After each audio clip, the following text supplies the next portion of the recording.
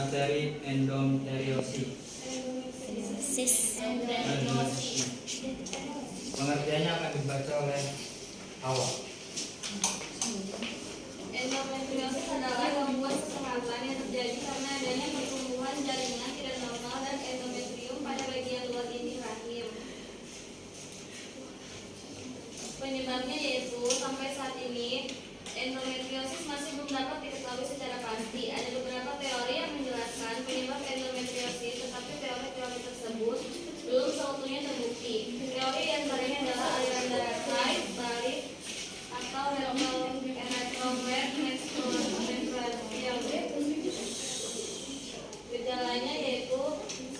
Nyeri di perut bagian bawah dan di daerah panggul. 2. Menstruasi yang tidak teratur, misalnya seperti sebelum menstruasi. 3. Kemandulan. 4. Dispareunia atau nyeri ketika melakukan hubungan seksual. Di sini ada pencegahannya. Yang pertama, berolahraga secara rutin minimal 30 menit setiap hari. Yang kedua, menjaga berat badan agar tetap ideal. Yang ketiga, menurunkan berat badan bila mengalami obesitas. Dan yang keempat, mengurangi konsumsi minuman beralkohol dan berkafein secara berlebihan. Yang kelima, menyusui dan memberikan ASI eksklusif setelah melahirkan, karena menyusui diteliti dapat mencegah timbulnya endometriosis. Yang keenam, berkonsultasi dengan dokter mengenai penggunaan alat kontrasepsi yang tepat.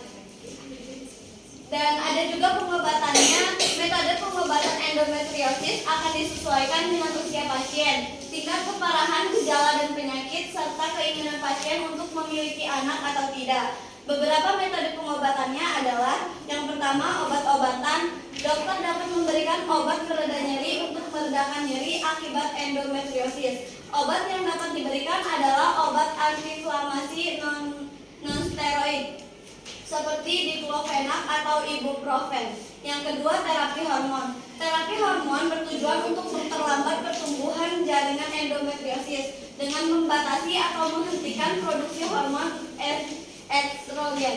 Meski demikian, terapi hormon tidak dapat meningkatkan kesuburan dan mencegah komplikasi seperti adhesi atau perlengketan.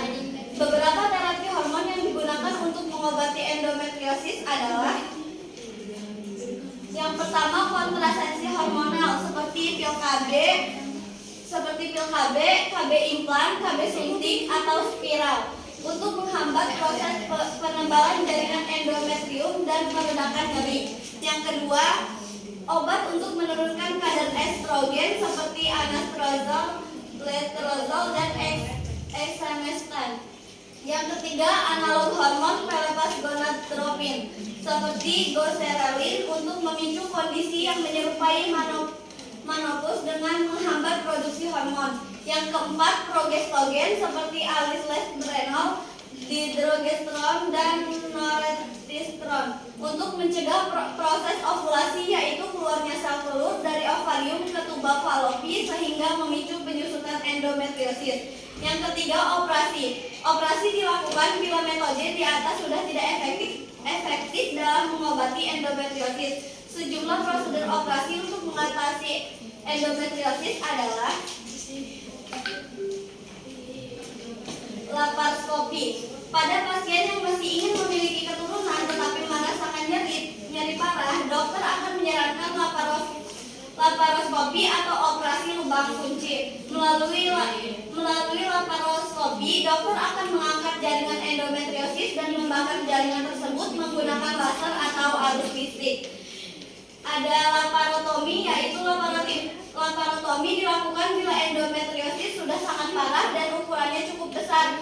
Pada prosedur ini, dokter akan membuat sayatan lebar di area perut untuk mengakses organ yang terkena dan mengangkat jaringan endometriosis. Yang ketiga, histerektomi. Histerektomi adalah operasi pengangkatan rahim, leher rahim, dan kedua ovarium.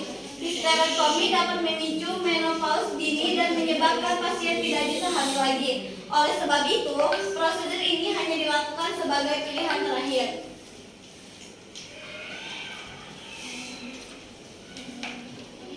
Baik, kesimpulannya, endometriosis adalah kondisi ketika endometrium tumbuh di luar dinding rahim Pada kondisi ini, endometrium dapat tumbuh di indung, telur, ovarium, lapisan dalam perut, peritoneum, usus, vagina, atau saluran kemih.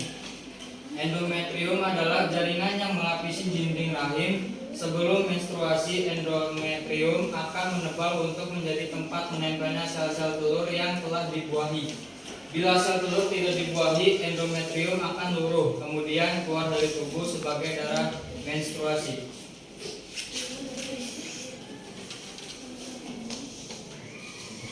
Sekian dari kelompok kami.